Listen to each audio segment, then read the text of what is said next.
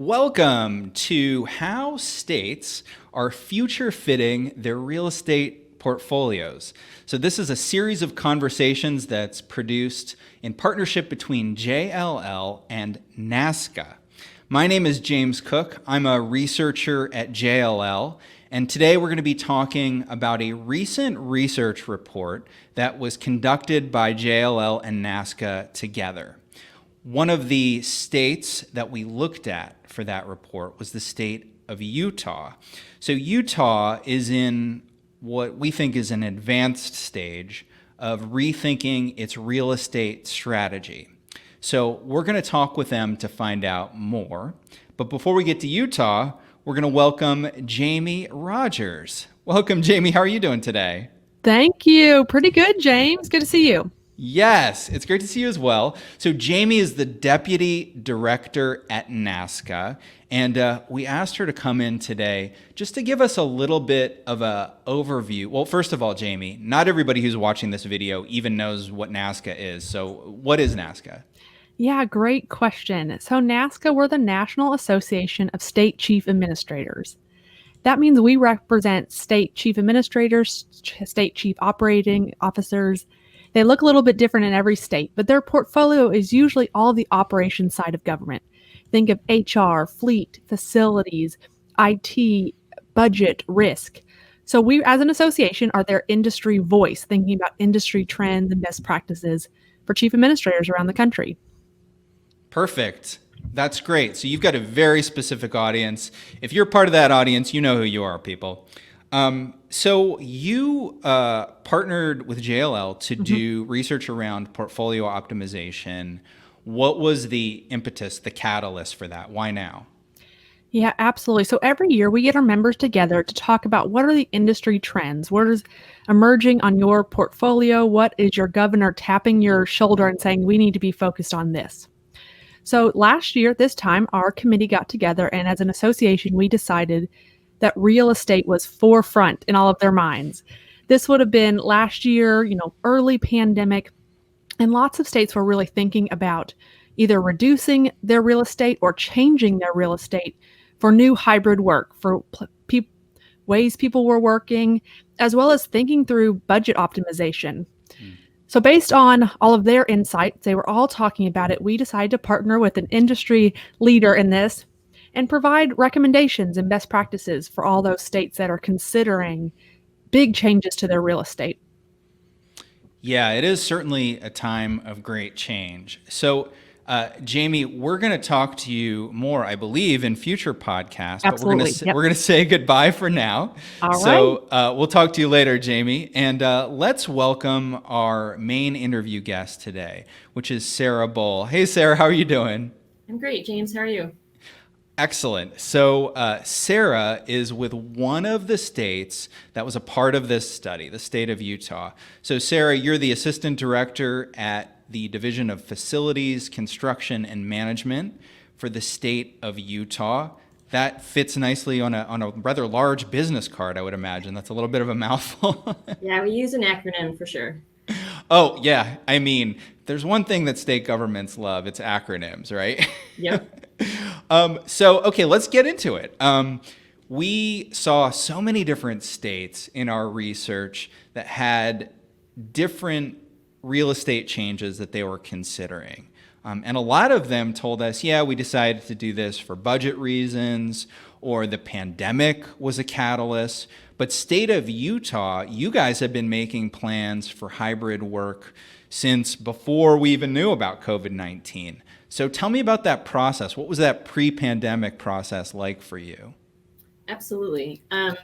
So our research into our own portfolio of specifically state office buildings, and I mention that because, like many states, we have a lot of specialty space for natural resources and the food and ag, but we were really focused on office space because we felt like that's where we could move the needle a little bit more. We started with a space utilization study in 2018, where we went and studied 2.5 million square feet of state office space to actually see how much it was getting used and how it was getting used. And also just to look at the kind of general quality of our interior office space. And that study told us a couple of things. It told us that our the quality of our interior office space was probably not up to par with, a private industry office that you would go to maybe for a job interview or something like that. Our utilization numbers were a little off. We had a lack of small team meeting rooms, specifically because that's a lot of how people do work today. They meet in small teams, they collaborate. We had a lot of large 20, 30 people conference rooms with 5 people meeting in that. And then there just wasn't enough of them because they were the wrong size. And we also could just improve our utilization overall. We knew this, but it also just showed part of that utilization issue was because we were still in the model of each state employee had an assigned space somewhere in a state office, even if they were on the road 90% of the time, or, their collaboration needs really pulled them away from that workspace. And at about the same time, we started to pilot a teleworking program through state government that was looking very, very successful pre-pandemic. And I'll talk a little bit more about a lot of the similar experiences other states had with that during the pandemic. So the utilization study allowed us to get funding to do a statewide space master plan so that we could look at our portfolio holistically across the state and figure out how we can accommodate alternate workspace strategies like teleworking and desk sharing, and also how, in order to do that, like intuitively, that tells you you're really looking at some sort of consolidation effort, and how aggressive could we really get with that consolidation effort. So the results of the master plan ended with a consolidation strategy. And again, it's master planning level. It's super high level. This doesn't indicate exactly how those dominoes would roll, but it gives you a sense of scope. And the master plan indicated that we could exit 91 different locations, over half of those leased locations, which is where we would really see savings into the future. But then out, and that was really focused in the Salt Lake County area, our big urban center where a lot of the state office is located. But out in the more rural areas, the master plan actually pointed toward building new regional centers where we could create combined functionality for both the state employees, but especially for the state citizens who are looking to get services in those areas. And so that's a little bit of a paradigm shift in modeling how our spaces look out in rural Utah. So a lot of it, you are all thinking about this at a high level, but I'm sure people within the organization are saying, well, how is this going to affect me? What does this all mean? So what was the response to this ambitious master plan that was created? Some excitement, some fear. Right. It took a lot of sort of really explaining, like, this is a master plan. This isn't a directive. We don't, DFCM doesn't even have that authority. We'll be presenting this information for state senior leadership to make decisions. But what we really were trying to message is our buildings don't fit the way we do work anymore. They're not particularly nice environments. And so through renovation, which would include some consolidation, you're going to get a space that meets your needs, will make you more functional, and it's just going to be a much more pleasant place to work, and provides amenities that we don't have, really nice functional break rooms, access to daylight, because we would flip the model of those old office buildings that have offices on the exterior and open workstation on the interior. We would flip that and give everybody that access to natural light. Those small team meeting rooms, small 1 to 2 people focus rooms, just a really functional environment moving into the future that also gives agencies, and some of them are already experiencing this, also gives them a much more fighting chance with the retention and recruitment area of bringing the next generation of employees into state government. Yeah, that makes so much sense, because you're trying to recruit this great new talent, and you need to say, hey, we have modern offices, it's going to be fun to work here. So in our research, I think one of the things that we saw is there's a lot of different models. There's a lot of different ways you can go with, this term hybrid work. What kind of questions do you ask yourself as you're making decisions on what model you're going to choose? So I think a really key kind of focus in looking at this into the future is flexibility, right? Like, if we're going to go spend a fair amount of money renovating interior offices, we don't want to be in the same position in 10 years. So some of that shift in the interior design that I mentioned about bringing offices on the interior with glass fronts and building a more open work environment on the exterior does provide a lot more flexibility in what you do with that open environment moving into the future. So I think that's really key. But you also really, and that's really from like a space, right? We need to build new space standpoint, but from a broader standpoint, the real goal of this is to make office space that makes our state employees both functional and productive, but also happy. And there's a new focus on wellness, I think, in the workplace that we don't want to miss the opportunity to incorporate those strategies now with that capital investment that we're asking for. So, started this planning before the pandemic. The pandemic hits. How does that affect all of this? Do you just say, all right, well, we got the plan, let's do it right now. We're just going to jump into it. That would have been lucky. No. So, right, in order to figure out those consolidation strategies, we did obviously move the paradigm in theory away from the one-to-one desk assignment. And we incorporated a level of desk sharing to account for things like teleworkers, which is to us means your primary workplace is at home, to all of our mobile workers who are really driving all over the state and really essentially work out of their car or wherever their clients are. And so pre-pandemic, we had just finished up that phase one, the Salt Lake County area. And we had, in order to accommodate the different types of state agencies we had a conservative, moderate, and aggressive desk sharing paradigm that we presented. The pandemic hit and we were like, we're not sure this is targeted exactly right anymore, right? Because teleworking, like I think in many states, was extremely successful. Really just couldn't emphasize that enough. So we had to kind of scramble, go back to our agencies, say, what's changed? What do you feel about space different? How do you feel differently about space looking in the future? And obviously there was an impact, and in my mind, a positive impact. And so after we did that little piece of rework, our previous aggressive desk sharing scenario became our conservative desk sharing scenario. And then we had a new moderate and aggressive desk sharing scenario. And the average of those three is 1.56 employees to one desk. And again, might not sound like that much of a move, but it's going from a 1.1 to 1.5.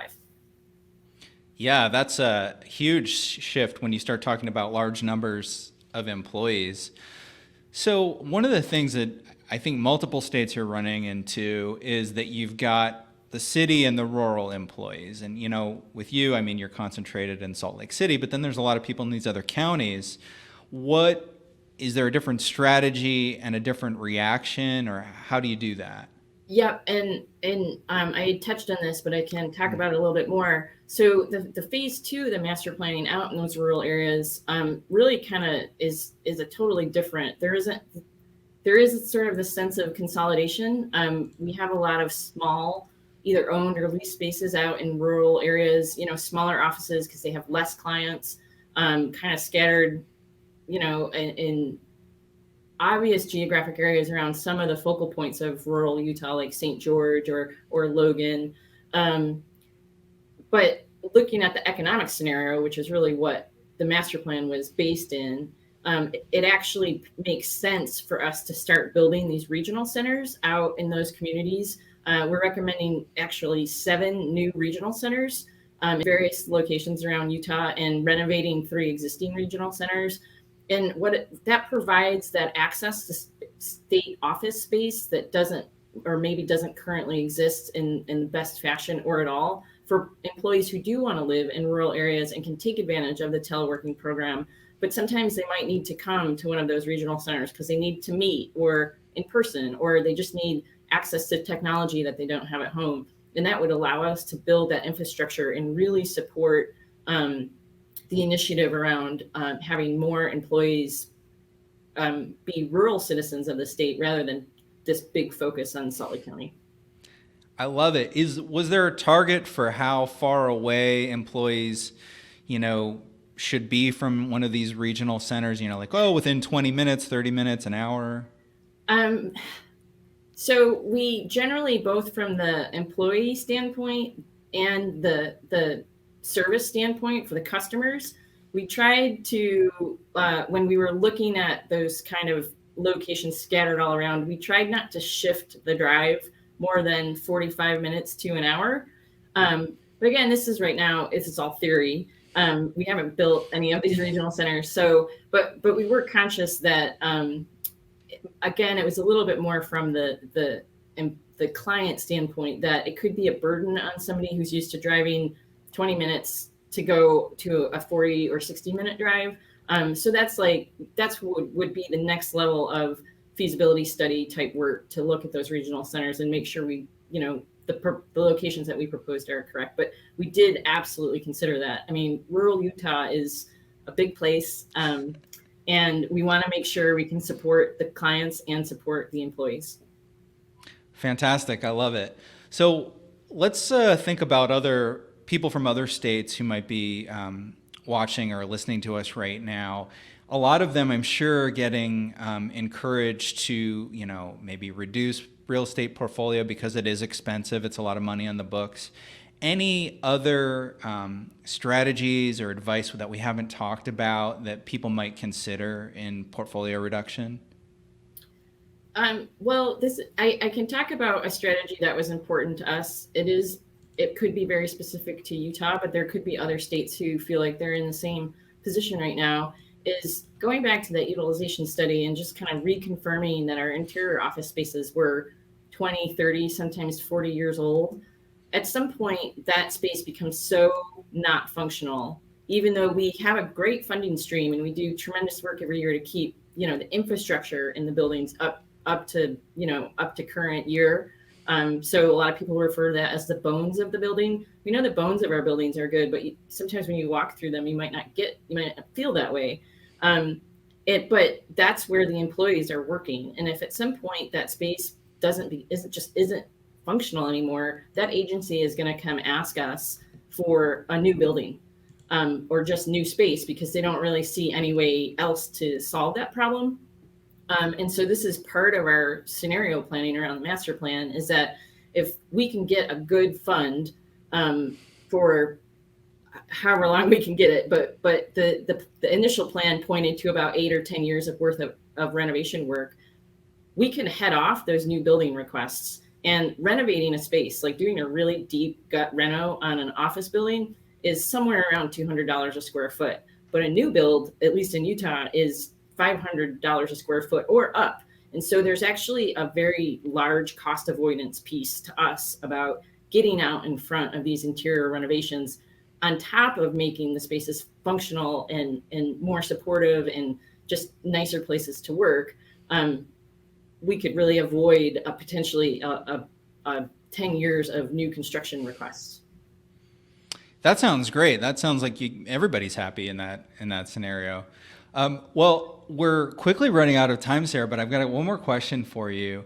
I'm trying to think of how to say. Oh, I know how I'll ask it. If you could go back in time, say to the beginning of this process, and give yourself one piece of advice, what would it be?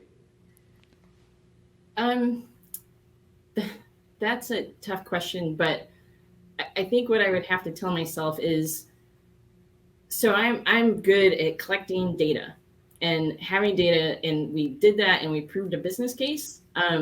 But there's a bigger qualitative story around just that our economic scenario around this master plan. And I think that we could have been a little bit more built in a little bit more time to understand and present sort of those qualitative stories around space that people currently have. So you really have to think about both. You can't, it makes total sense to ground yourself in that sort of data-driven economic scenario, but you have to consider the bigger story of each agency and how they function and who they're serving. And we did that, but I think we could have done it at a slightly deeper level to get an overall end result of the master plan that feels a little more comfortable. Love it. That is a great piece of advice that I think anybody listening to this or watching this could take away. Is data is important, but you got to focus on those human stories too. Absolutely. Well, Sarah, thank you so much for joining me today. This has been a fascinating conversation. Thank you, James. All right. Well, this is just our first of several podcasts. On today's episode, we learned how Utah decided its right mix for hybrid work, and we learned a bit about what drove that decision-making process. We're going to have more of these. This is a partnership between JLL and NASCA. I want to do a special thanks to Kristen Halbeth at JLL, who's the researcher who actually conducted all of the work on this study. For more research and information about NASCA, check out their website. That's nasca.org. And if you want to learn more about the changing workplace, we've got a lot of research over at jll.com. And my name is James Cook, and I want to thank you all for joining us.